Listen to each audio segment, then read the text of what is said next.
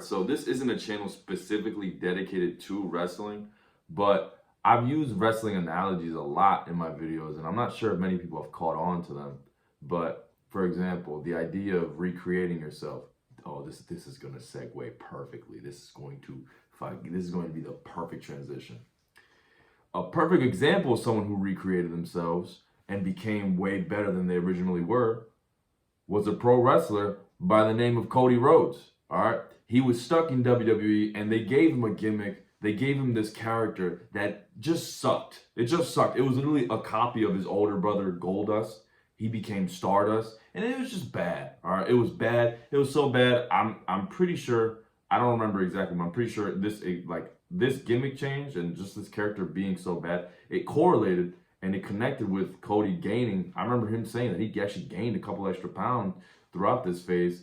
And I can only imagine just because he just hated what he was doing. He hated what he was doing. And eventually, well, before he left, he pushed for WWE to give him back his original character, which was just Cody Rhodes. You know, just his actual, like who he actually was. But they denied it. They said that they weren't going to do it, this, that, and the third. And he took a big gamble and he left the WWE. He left.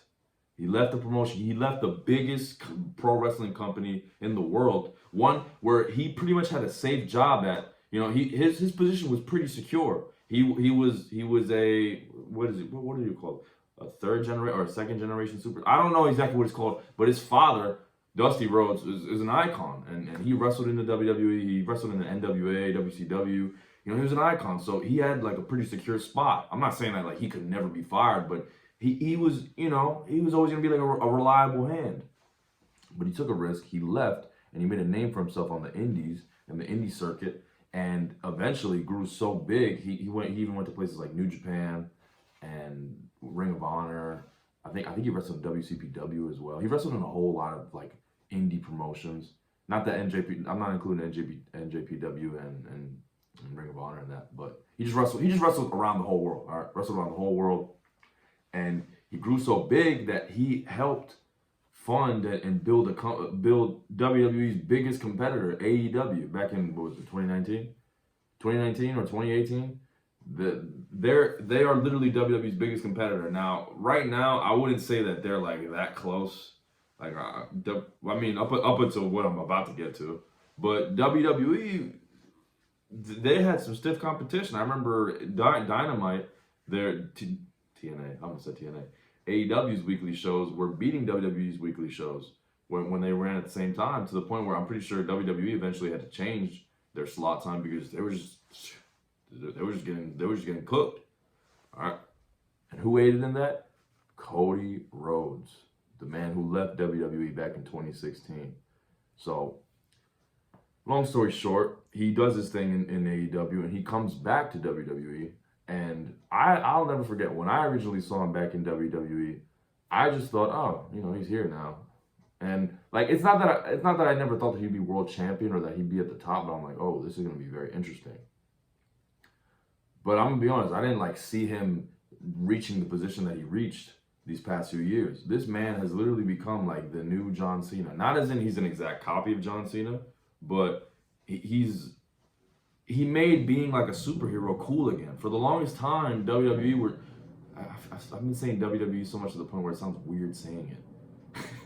For the longest time, WWE were looking for this babyface, this brand new superhero that they can push as like their top guy. They tried doing it. I mean, they had the John Cena, and it was 50-50 because it kind of worked, but it kind of didn't. He sold a lot of merchandise, but he was like he was loved and he was hated. All right, I'm sure you can look up ECW One Night Stand 2006 RVD versus John Cena. That man gets booed out of the building. I'm pretty sure they started an FU Cena chant. Like, you know, this guy was very polarizing. So he was never really like he was a top guy, but he wasn't exactly what they want. He wasn't like that Hulk Hogan or like that. I was about to say Stone Cold, but Stone Cold was an anti-hero. But you know, yeah, like that Stone Cold kind of guy. Like he was very polarizing. Then they tried with Roman Reigns. That shit did not work either. I think that was the first curse when I dropped this whole video. That did not work either. All right, he was booed out of the building. I mean, plenty of times. There were shows where he wrestled in the main event. I'll never forget. Backlash 2018. It was Samoa Joe versus Roman Reigns. People literally walked out of that main event because Roman just wasn't the guy. They tried shoving this guy down our throats. They tried making this guy, You know, they tried telling us that he was the man, that he was superhero. The whole time he was just, the fans didn't want to see that. All right, so they've been struggling for so long trying to find this next superhero, this next John Cena. I say John Cena, but it's not the best word to use. Not the best comparison. This next Superman kind of guy. Here comes Cody Rhodes. He just looks like one as well. He just looks like a superhero. I mean, you look up a picture of him, he looks like something straight out of a video game. The way this man reinvented his image and recreated himself is very admirable. All right, you don't even have to be a pro wrestling fan to acknowledge that and to appreciate that. You could just be a regular guy and just see the difference in the way he looks, the way he walks, the way he talks, the way he carries himself, just his image, his presentation, everything. And the man, he looks like a star now. Like, he has it now. Like, you see him and like, that's money.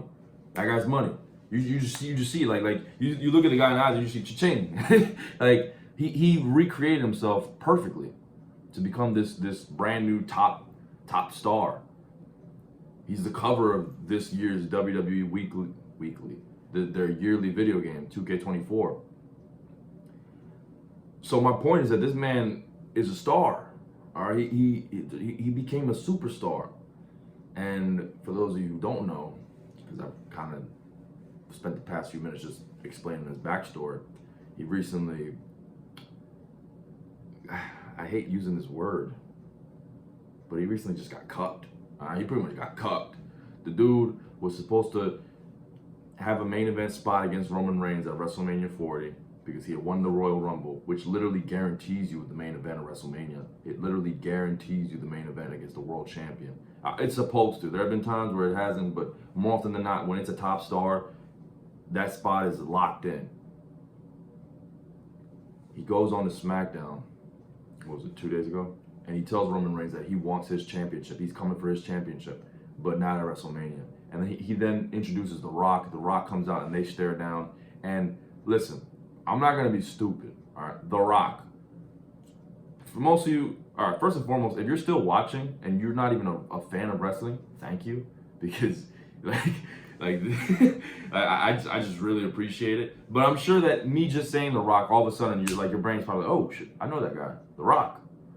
So I'm not gonna act oblivious and act like, oh, The Rock isn't a draw. The Rock won't make money with Roman Reigns. He absolutely will. He's The Rock. He's known worldwide. He's known as the famous actor in Hollywood. I'm pretty sure he is. I don't know if he was or if he still is the currently highest paid actor in Hollywood. So, I'm not gonna act stupid and be like, this is a dumb decision. Why are they doing this? Because you got people online saying things like, oh, The Rock isn't even a draw. What? I don't agree with what they did, but don't lie.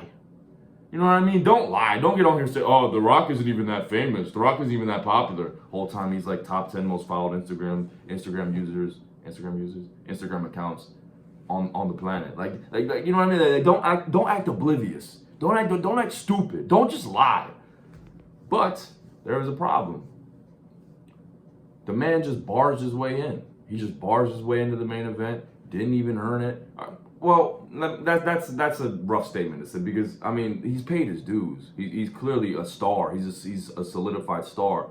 But he just completely shat on Cody Rhodes. He just shat on everything that he's been doing for the past 2 years, all the work that he's been putting in. You gotta understand something. Wrestling is scripted, all right? Wrestling is predetermined. But it's not easy. That doesn't make it easy, all right? You wanna know how hard wrestling is? You wanna know how hard it is? I'm not gonna do it because I'm not stupid. But if you really want to know, fall on your back. Just fall wherever you are. Just fall on your back. Fall on your back right now and tell me that's fun. Tell me if you want to do that for a living. Chances are you don't. That shit is hard. All right, it's hard. Just because it's fake. Just because it's fake. All right, I don't want to use that word either. But just because it's scripted, it's predetermined. People know who's gonna win before. Well, the wrestlers know who's gonna win beforehand, and there's a story to tell. That doesn't mean that it's not easy. That doesn't mean that it's easy. All right, I guarantee you. You really want to try? You really want to find out? You really want to find out? Take a flat back bump right now. Right now.